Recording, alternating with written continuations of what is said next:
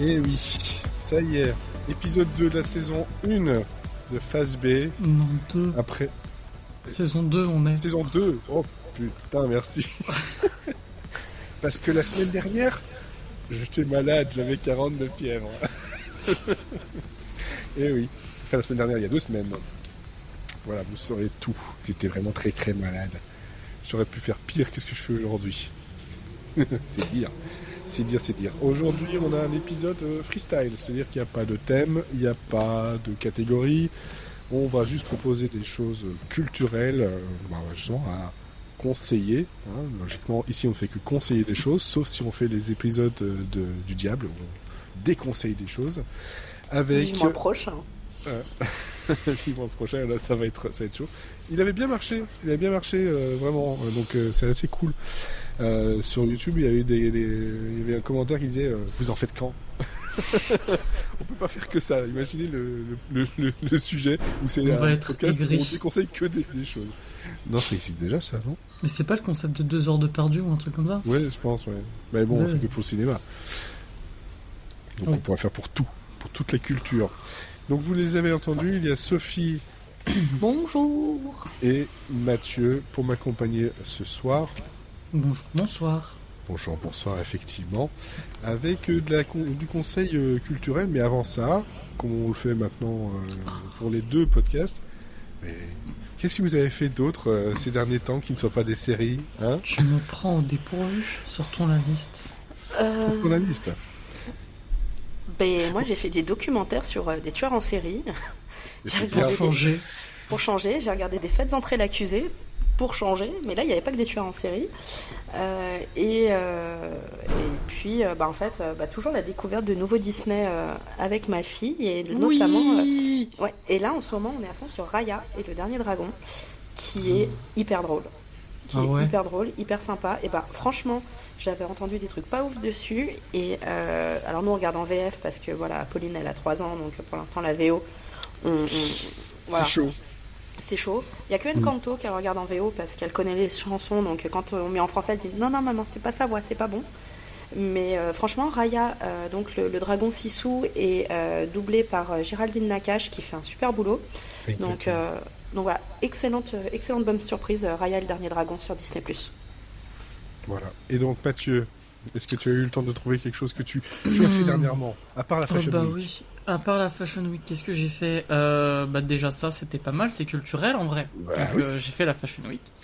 J'ai regardé des films de requins, j'en ai vu plein. J'en ai pas vu des bons, donc je vais pas vous les conseiller. Mais qu'est-ce que j'ai vu?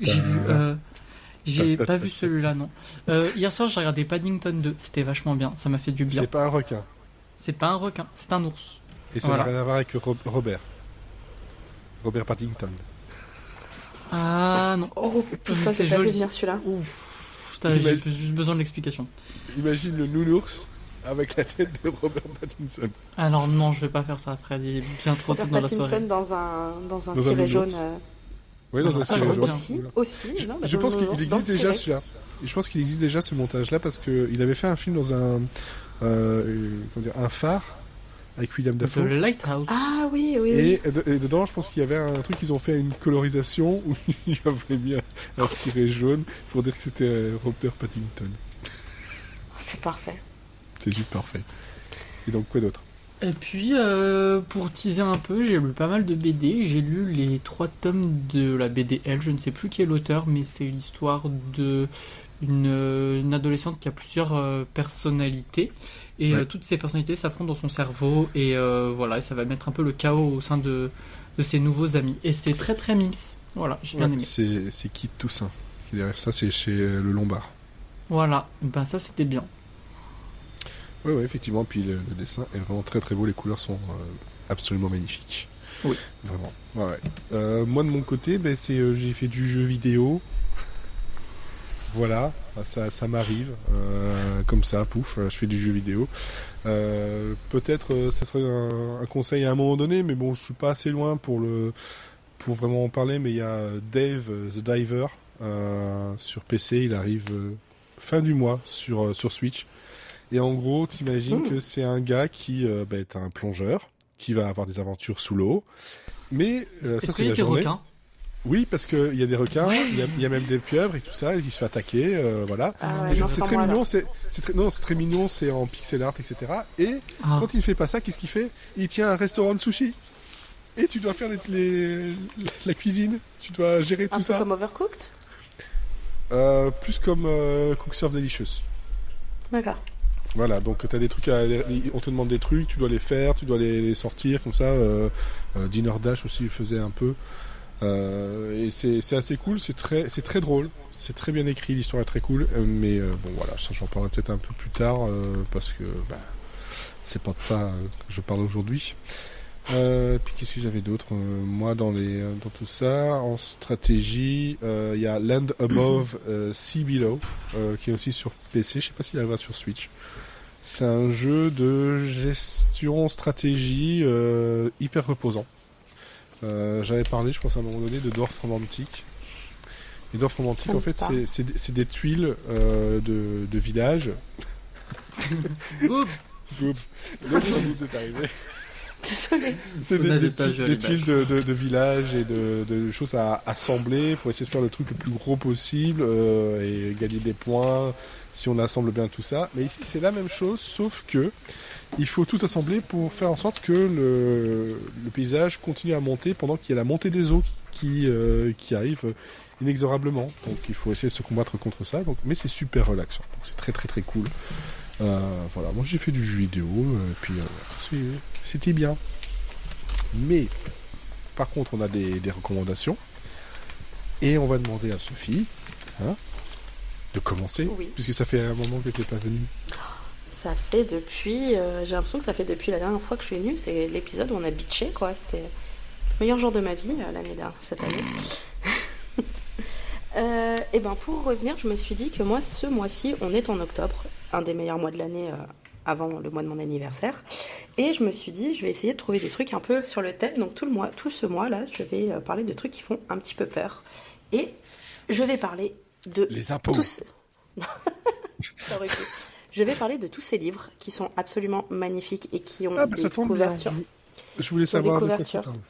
Qui ont des couvertures absolument magnifiques. Là, je vais tomber, donc je vais les faire tomber. Il s'agit de Blackwater. Blackwater, ça fait un énorme buzz. En fait, moi, à la base, j'en avais pas entendu parler.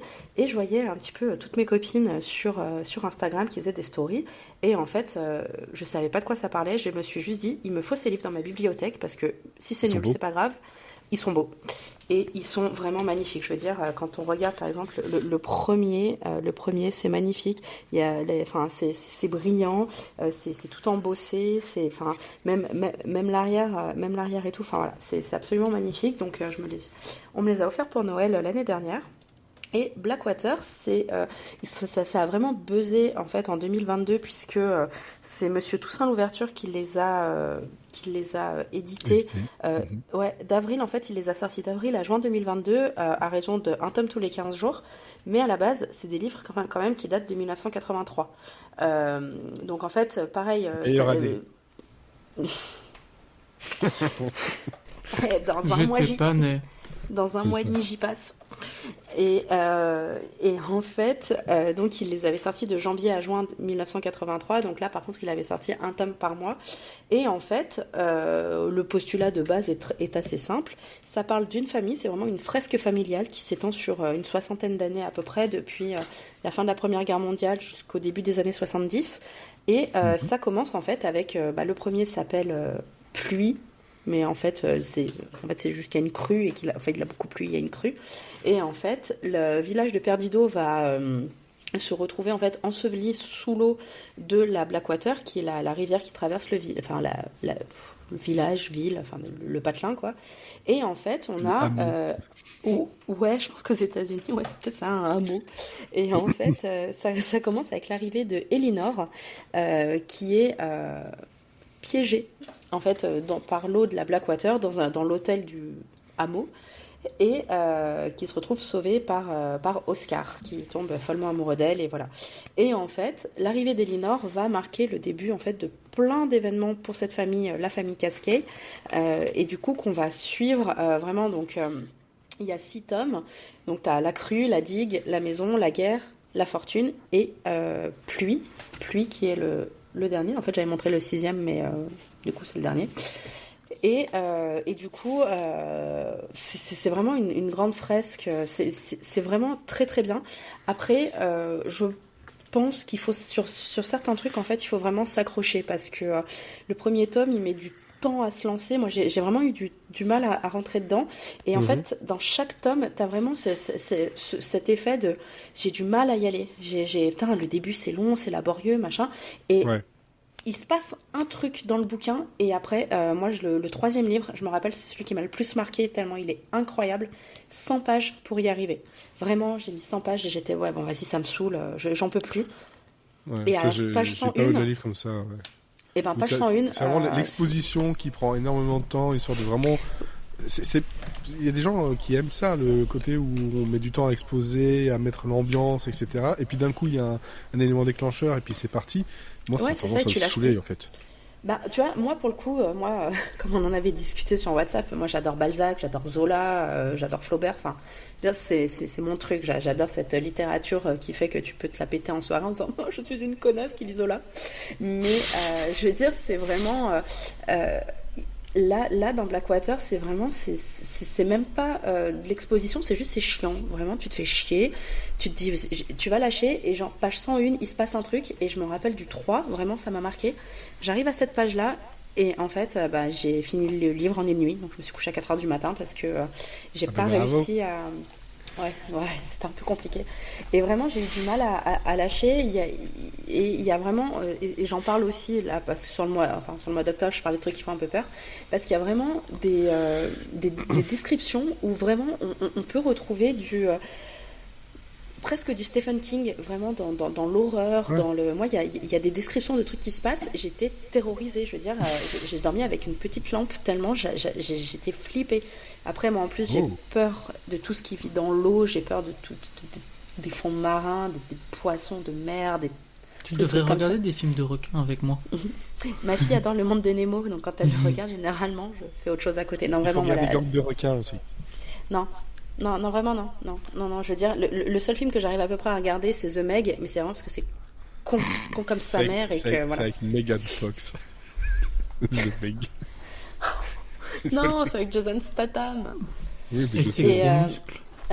Ouais. Son tout petit cerveau. Aussi.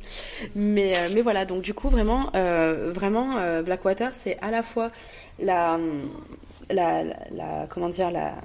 fresque familiale où tu pars d'Elinor qui arrive et du coup après ils vont se marier et puis il va y avoir des enfants qui vont arriver dans la famille et ensuite ce qui se passe avec eux et vraiment c'est vraiment très très bien fait. Moi ce que j'aime bien aussi c'est qu'il y a un thème, ça parle de l'homosexualité. T'as un couple et vraiment c'est pas comment dire. L'écrivain Michael McDowell était lui-même gay et la façon dont il écrit ça en fait c'est pas je sais pas comment le dire sans heurter en fait, mais tu vois qu'il a pas mis un couple homosexuel pour dire il y a un couple homosexuel, ça va faire le machin et tout. En fait c'est même pas dit qu'elles sont lesbiennes les deux femmes, c'est vraiment elles se trouvent, elles sont là, elles habitent ensemble, elles élèvent un enfant et c'est fluide. Et c'est à aucun moment, tu vois, on va te poser les mots lesbienne, homosexualité, tout ça. C'est juste, elles sont là, c'est un couple qui s'aime. Et je trouve ça extrêmement bien fait. Et voilà. Donc, Blackwater, c'est vraiment très bien. Il y a vraiment le tome 3 et le tome 4, je les ai trouvés, mais incroyable, vraiment ils sont vraiment au-dessus du lot et il faut s'accrocher mais vraiment quand on est dedans c'est vraiment dur de lâcher quoi. Titre. D'accord. Oui, mais finalement on est dedans, dur de lâcher, oui, bon, ouais, ok. Mais justement quand tu as dit ça, il y avait un petit côté Stephen King, etc. dans l'épouvante ou l'horreur. Je me dis que ma femme aime beaucoup Stephen King. Eh ben, tu sais ce que je viens de faire ? Tu viens de lui acheter les Blackwater. Je vais lui acheter le premier et on verra. Il faut au moins prendre moi je dirais les 2 premiers vraiment pour être vraiment dedans. Moi je sais que le 3 il se passe des trucs, ça m'a rappelé le trauma que j'ai vécu en lisant ça. Vraiment j'étais Mais Ouais, ici, ouais, non, mais moi, les clones, avec juste le premier, il n'y a pas moyen de savoir si la suite plaira ou pas. Si, tu le sais, parce que c'est Au moins dans le style d'écriture. le premier, le premier reste, le premier reste une très bonne phase d'introduction où t'as vraiment la majorité des personnages qui sont introduits, où t'as Elinor, Oscar, t'as Mary Love aussi. Mary Love, c'est la maman, c'est la belle-mère c'est une belle-mère, c'est une connasse, quoi. Et elle est vraiment très très très très méchante. Mais après, voilà, je trouve qu'il y a certaines fois, il y a certains personnages qui sont peut-être qui manquent peut-être un petit peu de subtilité, comme Mary Love, par exemple, que tu vois, elle est très méchante, et tu vois, il en rajoute, et d'autres personnages qui vont être plus nuancés, qui vont être vrais et qui vont arriver au fur et à mesure et qui vont être très bien. Mais c'est vrai que quand ils sont méchants, ils sont vraiment très très méchants. Tu vois, tu lis quand ils parlent et tout, t'as vraiment la petite musique avec le on est méchant, j'ai une oreille méchante et tout. Vraiment, c'est voilà. Moi, je pense à des méchants de Nicky Larson par exemple, vraiment. Oui, Mammouth. Voilà, c'est ça. Ouais. Mais après, voilà. Monsieur Toussaint l'ouverture va sortir là en octobre ou en novembre, je crois, encore des nouveaux romans de Michael McDowell, sur le même principe on a des belles couvertures, super bien chiadées et tout, et c'est bientôt mon anniversaire. J'espère que ça sera dans ma liste. Donc voilà. Il faut faire sa liste. Ah, elle est faite, t'inquiète. Et d'ailleurs, un petit conseil de site très très bien pour les listes comme ça, listy.fr. Voilà. Je connais pas. Listy avec un Y à la fin. C'est fait par une personne. Il est très très cool. Il est vraiment très très bon. C'est un projet, un side project qu'il fait, mais Listy m'a été utile pendant ces dernières années pour toutes les listes d'envie. Voilà. Petit conseil de plus. Voilà, conseil culturel. Mathieu. Oui. Qu'est-ce que tu nous as rapporté? Qu'est-ce que je t'ai concocté? Moi, j'ai pas un film cette semaine. J'ai un roman graphique. Je crois que c'est pas une BD, c'est un roman graphique. Ça s'appelle Le Jardin Paris et ça a été écrit par Gaël Genillet. Je sais plus quand c'est sorti, mais c'est pas très très vieux. Il y a qu'un seul tome pour l'instant. Par contre, j'ai vu qu'il y a un deuxième qui allait sortir. Je pense pas que ça soit une suite, mais en tout cas, ça se passe dans le même univers. Voilà. De quoi qu'est-ce que ça cause?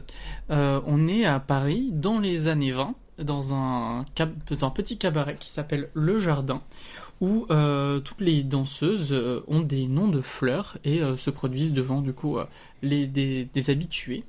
Et parmi la patronne est très très gentille et s'occupe et gère le cabaret vraiment de façon très dynamique et ça roule bien. Et elle a un garçon de 19 ans qui s'appelle Rose et qui a grandi toute sa vie dans ce cabaret. C'est pas qu'il en est jamais sorti, mais c'est vraiment sa maison. Que ce soit les appartements, mais même la scène, les coulisses, etc. Mmh. Et il décide de se lancer en tant que danseuse dans ce cabaret pour faire comme ses proches. Parce qu'il les admire beaucoup et parce qu'il est très très très très doué. Et il va devenir petit à petit finalement la star. Et les gens vont se déplacer en foule pour le voir. Et notamment un monsieur qui s'appelle Aimé, qui va tomber fou amoureux de lui. Et voilà, et on va suivre un peu donc à la fois l'ascension de Rose dans ce milieu, mais aussi son histoire d'amour naissante avec Aimé. Voilà pour le petit pitch. Combien il y a de pages? Je l'ai lu assez vite. 223. 223 pages. Donc c'est un roman graphique, ça se lit vite, mais les dessins sont tellement beaux que tu peux rester 5 minutes sur une même page. C'est ce que j'allais dire, c'est que là, je suis sur le site de Delcourt, parce que c'est chez Delcourt. Ouais. Et je vois les couleurs, etc. Les aplats de couleurs sont magnifiques. Les lumières aussi sont vraiment très très belles. Franchement, le livre n'est pas à moi, c'est une amie qui me l'a prêté. Je vais lui rendre, mais j'ai envie de me l'acheter, même si je sais pas combien il coûte, mais il est magnifique. En plus, la couverture est bien solide, donc c'est vraiment de la qualité. Il est à 25 €. Voilà. Et franchement, j'ai envie de le relire. Et même si vous voulez voir là dès maintenant à quoi ça ressemble, il y a le compte Instagram de l'auteur. Donc c'est Gaël Genillet, mais sur Instagram, elle s'appelle Avril Circus. Vous la trouverez plus facilement. Et elle poste des dessins de cet univers-là. Et en plus, c'est pas de la fanfiction parce que c'est elle qui l'écrit, mais de ce que j'ai compris, en gros, elle reprend ses personnages et elle étend tout son univers. Elle propose de nouveaux couples, etc. Par exemple, il y a un personnage que je n'ai pas vu dans ce livre-là, mais qui est en trouble avec Aimé, Rose et un autre. Et c'est très très très très très mignon. Et j'ai envie que ça arrive dans la suite. Voilà, c'est magnifique. Comme ça, en plus, on voit plus de tout cet univers-là que je veux tomber dedans tout le temps. Parce que pareil, quand j'ai attrapé le livre, j'ai eu un peu de mal à mettre dedans pendant peut-être 5-6 pages. Et après, j'ai fait bon, tu vas le lire. Et je l'ai pas lâché. Pareil, il était 4h du matin. C'est parce que même si ça se lit vite, moi j'ai vraiment zoomé sur chaque case pour admirer tous les détails tellement j'étais bouche bée devant ces dessins magnifiques. Ouais, j'ai lu pas mal de BD et de romans graphiques là ces dernières semaines et c'est celui que j'ai préféré parce que à la fois il y a le Paris des années 20 et c'est assumé, c'est complètement fantasmé, c'est pas réel, c'est un rêve, c'est un imaginaire, mais il y a aucune limite, c'est les années folles où tout le monde est heureux, tout le monde veut se divertir, il y a les voitures, les décors, c'est de l'art déco. En plus, c'est le début de la révolution pour des droits des femmes. Coco Chanel, la coupe garçonne, les jupes courtes, tout ça, Mistinguett, le Cinebicker. Donc moi, c'est tout un imaginaire où il y a plein de problèmes dedans, mais que j'adore. Et donc vraiment, je veux voir ça tout le temps. En plus, ça se passe dans un tout petit cabaret parisien, et moi, j'adore aller voir des cabarets. J'y vais presque toutes les semaines.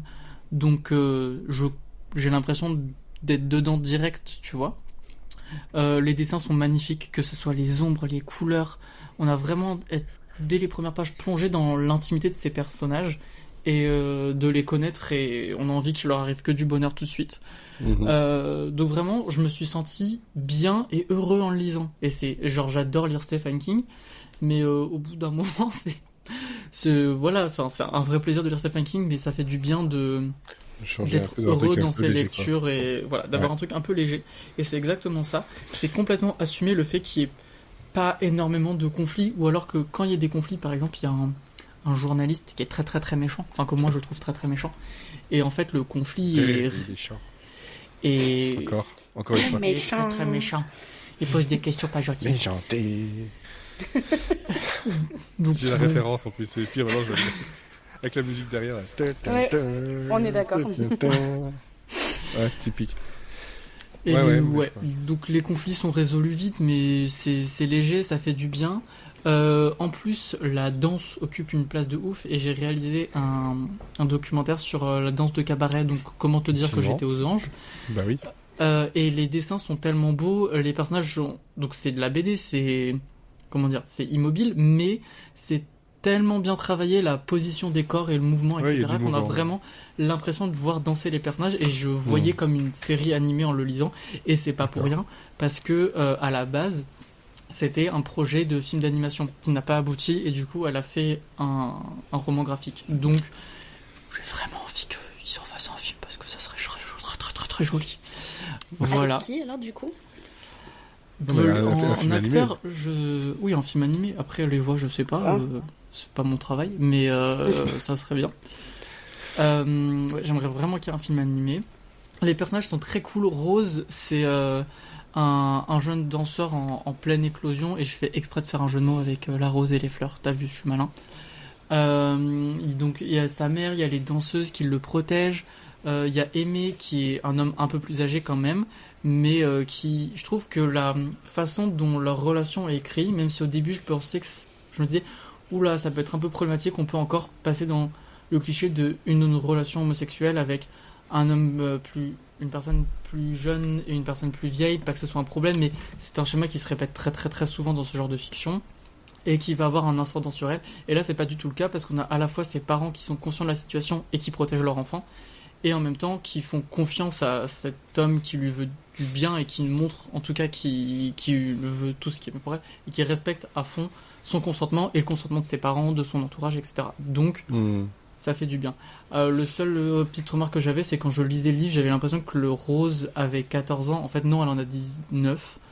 Mais voilà, donc ça fait un peu gamin, mais ça joue là-dessus. Donc il faut le savoir, ça, voilà. Mais c'est ça dans une démarche assez romantique dans le sens littéraire du terme, et ça marche plutôt bien. Aussi, Sophie, t'as un peu parlé aussi du fait que les relations homosexuelles dans ton livre n'étaient pas définies. Là, c'est la même chose. C'est le centre. Ouais, en fait, c'est ça, c'est là. C'est là, C'est mais ça. c'est C'est- voilà. bah, C'est là, la norme, c'est- c'est dans la normalité. C'est pas Là, je montrer dirais du doigt ou quoi. Voilà, là je dirais pas que ça soit dans la normalité parce que ça reste quand même une question essentielle du livre, mais pas dans le fait que elle ou elle se questionne sur son genre ou sur sa sexualité, mais c'est plus comment est-ce que les autres vont l'accepter, parce que du coup, ils sont, en tout cas au début de l'histoire, on a l'impression qu'elle s'identifie en tant qu'homme, mais se présente en tant que femme et cache un peu, enfin joue là-dessus et cache sa masculinité ou sa féminité en fonction des passages du récit. Du coup, c'est quand même un sujet de l'histoire, mais c'est jamais remis en question. C'est en mode, c'est comme ça et c'est juste aux autres de comprendre et les gens autour de lui l'acceptent très très vite. Donc ça fait plaisir. On s'appesantit pas là-dessus et ça part pas dans du pathos. Donc voilà, les personnalités des personnages sont super travaillées. J'ai envie d'en savoir bien plus. Et c'est tout beau, c'est tout lumineux et ça m'a fait vraiment du bien de lire ça. Très bien, très bien. Donc ça, c'est chez Delcourt, ça se trouve à 25,50 € précisément. Ils éditent Voilà. des trucs bien quand même, Delcourt. Hein. On se demande pourquoi Ouais. tu dis ça. Ouh là là. Alors j'ai un deuxième truc à vous parler. Et alors, par contre, justement, par rapport à l'auteur, la dessinatrice, donc celui dont tu as parlé, c'est sorti en 2021. Ouais. Mais c'est son deuxième. Ouais, j'allais troisième, en parler voilà. si tu m'autorisais du premier, parce que Ouais, je l'ai lu hier. les fleurs de grand frère. Ouais, je l'ai lu hier. Et là, il fait 60 pages, donc comment te dire que je l'ai lu en 10 minutes. Ouais. Et Ouais, elle dit, comment tu peux avoir les larmes aux yeux en 60 pages 3 fois? C'est beaucoup quand même. Mhm. Enfin, voilà, si vous avez aimé par exemple le Jardin Paris ou alors vous aimez cet univers et vous voulez le faire découvrir à vos enfants, j'oublie toujours le titre, les Fleurs de ou du grand frère, je sais plus. C'est Les fleurs très de grand mignon. frère. C'est donc un adolescent qui se réveille un matin avec des fleurs sur la tête et son petit frère qui va à la fois qui va essayer de comprendre qu'est-ce qu'il y a. On est du point de vue du petit frère, on essaye de comprendre qu'est-ce qui arrive au grand frère. Et donc c'est une métaphore de la puberté, de l'adolescence, mais surtout de de l'homosexualité quoi. Et pouah, grosse claque. J'étais ouf, compliqué. Ouais. Il y avait des métaphores où je comprenais pas tout de suite et puis dès que je les comprenais j'étais en mode ah oui d'accord oui trop proche éloignez-vous, ça sent le vécu. Donc voilà, l'auteur est pas homosexuel mais ça se voit qu'elle sait de quoi elle parle et qu'elle est bien informée et elle le fait avec beaucoup de respect et beaucoup de douceur. Et elle est Et, lyonnaise. Et elle est lyonnaise, elle vient de Villeurbanne, non de Saint-Priest, Saint-Priest. de Saint-Priest, ce qui est à 15 km de chez moi.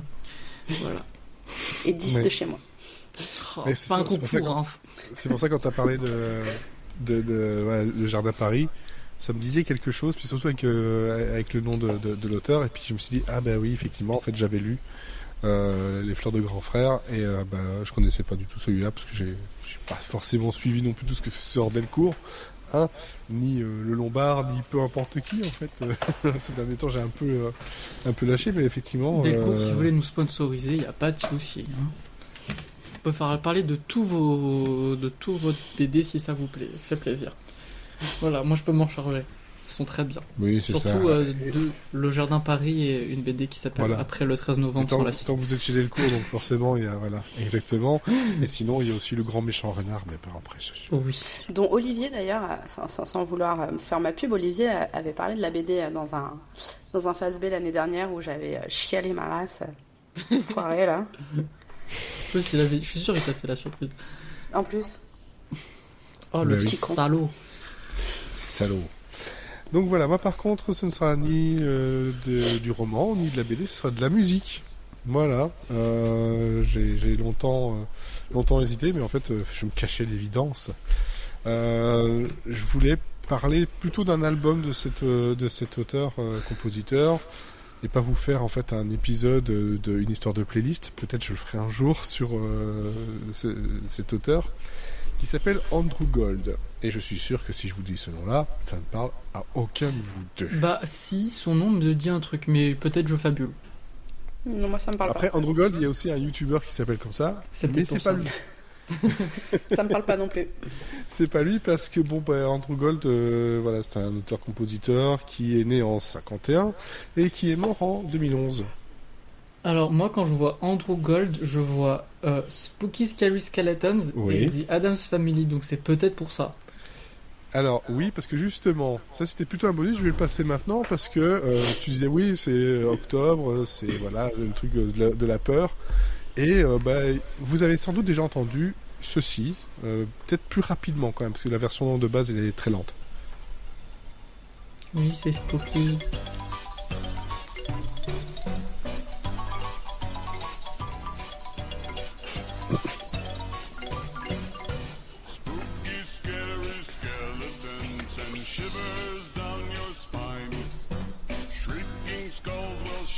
Bon, faut l'accélérer pour ceux qui ont TikTok ou Instagram, hein.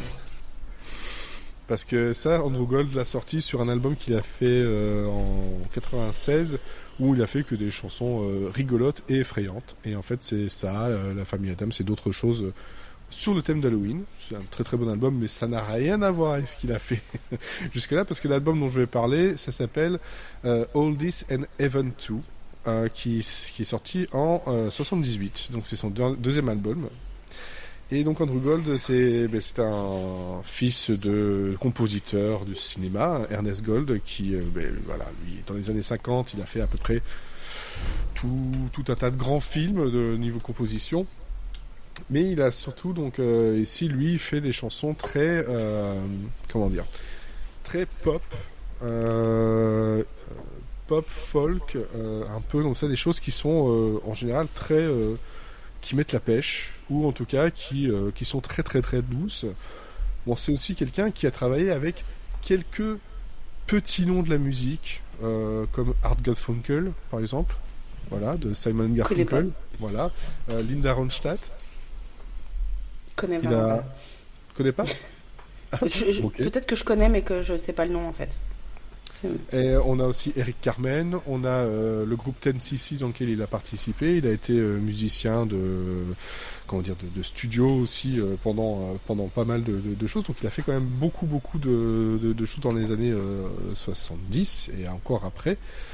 Et comment on pourrait décrire ça? En gros, ses albums, c'est vraiment façon d'ancrer sa musique dans une année, et surtout de réussir à faire un truc qui ne soit pas qui ne vieillisse pas de trop. Ça parle des années 70, mais malgré tout ça fait pas non plus désuet. Et celui dont je parlais, c'est selon moi un chef-d'œuvre, mais je l'ai connu comment, Andrew Gold et cet album là. Bon, ben là, désolé, hein, je vais devoir parler d'un petit peu de série. Je vais faire voilà, mais quand vous allez entendre pourquoi, vous allez dire ok, ça va, c'est excusé. Si je vous passe ceci.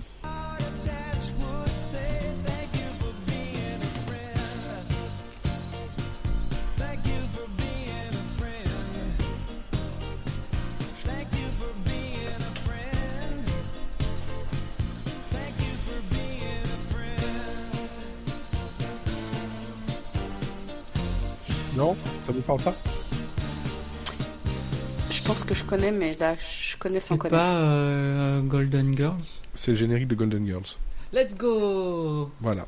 J'ai encore ma place dans le podcast. Celui-là, donc Andrew Gold, il a fait cette chanson-là, qui est sur l'album dont je vous parle. Il a aussi fait le générique, il a chanté sur le générique de Dingue de toi. Nabila. Non, pas celle-là. Par contre, juste un petit truc, et comme ça on va se mettre d'accord. Écoutez la fin de ce morceau-là.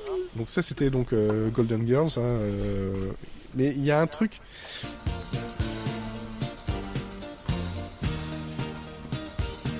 Ça fait pas penser à How I Met Your Mother. T'entends pas? Si, j'entends que ça. Ouais. Voilà. Et oui. En fait, si vous écoutez toute la musique à la fin, il y a du papa dessus. Quelques notes ont changé, mais je pense que... Ted, hein, jusqu'au bout. C'est pas de sa faute. Putain de Ted. Et donc cet album, voilà, ça commence par une chanson qui s'appelle How Can This Be Love. Comme ça, vous aurez un peu le genre de musique dont je parle.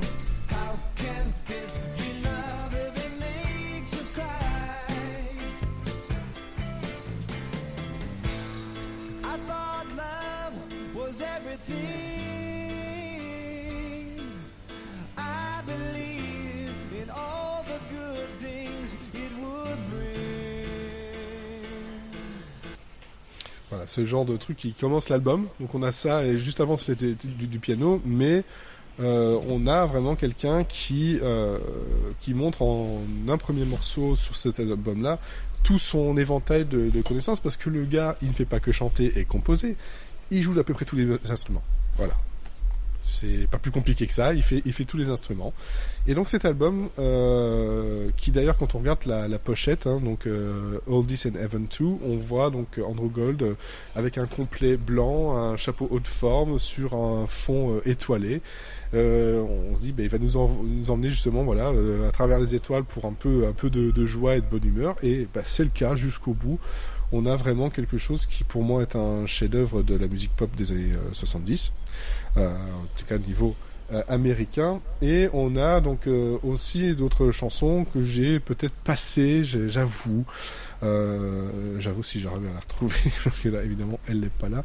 Si, voilà, que j'ai passé sur tous les réseaux, parce que je l'ai nommée la chanson la plus mignonne, la plus cool, la plus tout ce que tu veux sur une chanson d'amour, qui porte un prénom dégueulasse. Germaine. Geneviève.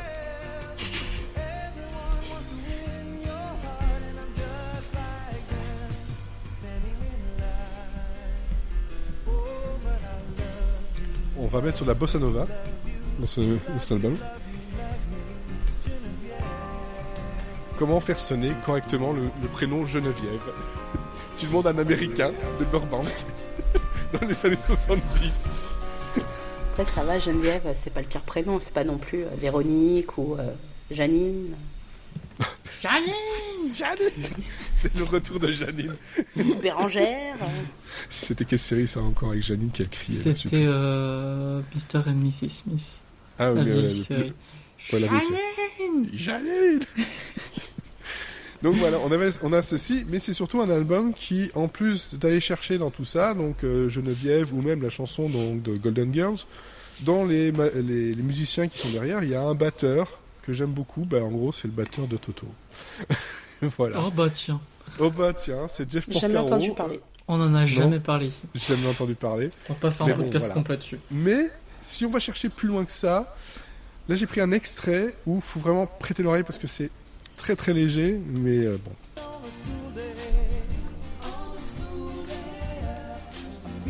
Dans les chœurs. C'est Beyoncé. Freddie Mercury. What the... Et c'était mon deuxième choix. Moi c'était mon premier, mais t'es allé trop vite, c'est tout. En fait, dans toute la chanson, c'est là où on entend le plus l'intonation en fait de Freddie Mercury, mais ça a été longtemps non crédité, et en fait ça a été lâché il y a peut-être 5-6 ans en fait, comme quoi oui, Freddie Mercury a fait des voix sur cette chanson-là et d'autres sur l'album d'Andrew Gold. Excusez du peu, le mec il sait s'entourer quoi. Hein. C'est en quelle année ça déjà? Là on est à 78. D'accord.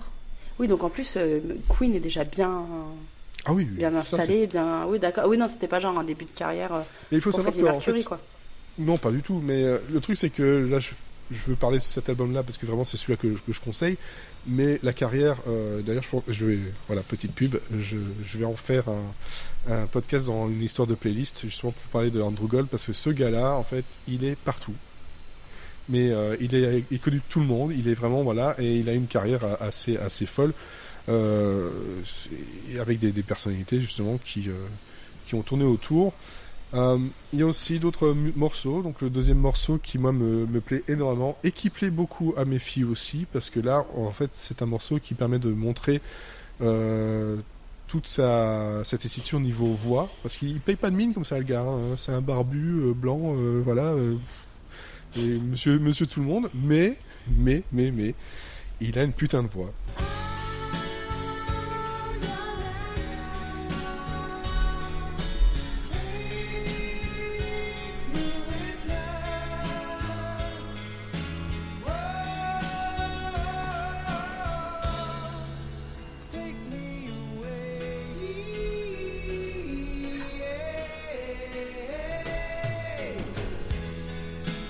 Les poils, à chaque fois.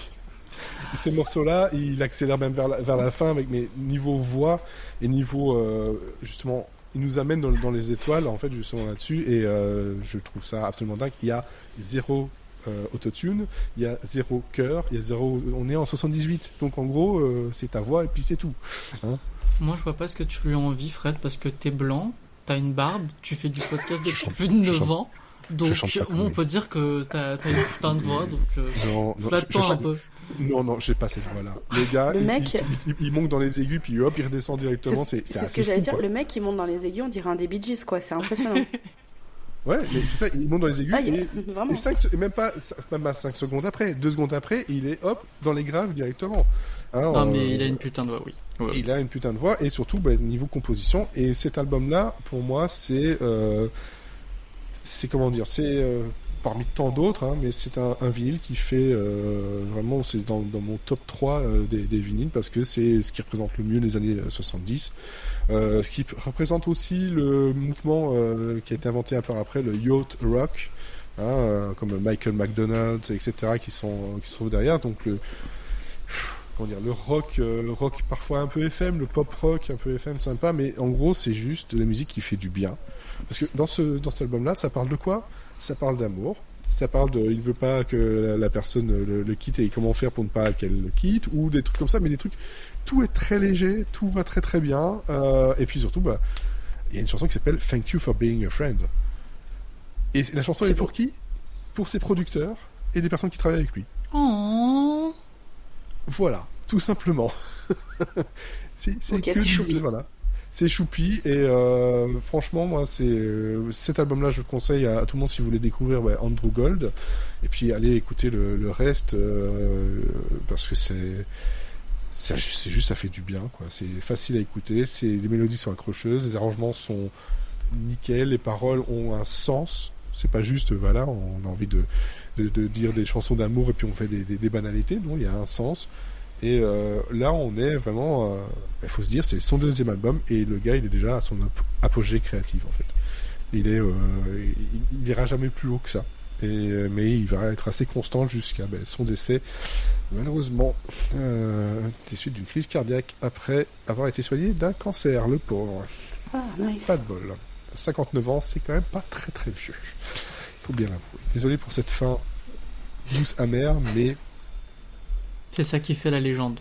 C'est ça qui fait la légende de Andrew Gold. Et voilà, c'était mon conseil de ce soir. Quelqu'un que vous n'avez jamais entendu parler, mais vous avez déjà entendu des chansons. Bon. Comme quoi. Bon, je pense qu'on a fait tout le tour. On n'a déjà plus rien à dire. J'ai même réussi à passer des morceaux, dis donc. C'est fou, ça. Moi, je t'avais dit, hein, les seuls bruits que j'aurais pu avoir, c'est des gens qui se noyaient. C'était pas ouf, quoi. Donc... Ouais, non, on va plutôt se repasser ça.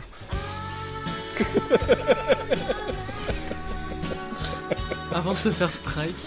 Oh, je m'en fous, si je me fais strike pour Andrew Gold, ça me va. Ça me va très très bien. Non, c'est juste ce morceau-là, il est en boucle. Il est en boucle. Et voilà, dès que je l'ai entendu, cet album-là, le premier réflexe c'était... Je vais aller voir sur eBay. Oh, le vinyle d'origine à 9€. Ah bah tiens. Et ben voilà. Voilà, tout simplement. Et puis bon, surtout, bon mois d'Halloween. Hein, on va tous danser sur Spooky. On finira sur Spooky. Est-ce que vous avez un mot de la fin, Mathieu? Janine. Sophie. Bistouquette. Ah. Ouais. Parce que j'ai revu Sacré Robin des Bois il y a pas longtemps, et Bistouquette, c'est mon moment préféré du film. Il est mort. Oh, le pauvre. Si tu me lances dessus, c'est fini là. On rajoute encore une heure. Hein. On fera ça dans le numéro Face B spécial Mel Brooks. Trop hâte. Ça va saouler tout le monde. De ouf. Moi j'annonce, hein, je vais être là et je vais faire chier. Ok, parfait. En tout cas, merci à vous de m'avoir accompagné pour et c'était quoi ton mot à toi? Ouais, t'as pas dit Geneviève. Geneviève. Je dis franchement, je dis Janine. Geneviève, Bistouquette, tout va bien. Une bonne C'est un lien entre les trois? Ça ne m'étonnerait pas. La Bistouquette et le lien. Human Centipede.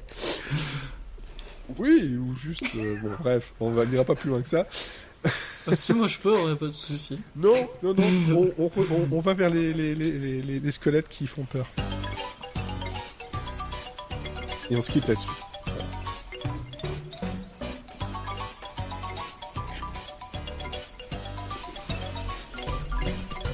Spooky, scary skeletons and shivers down your spine.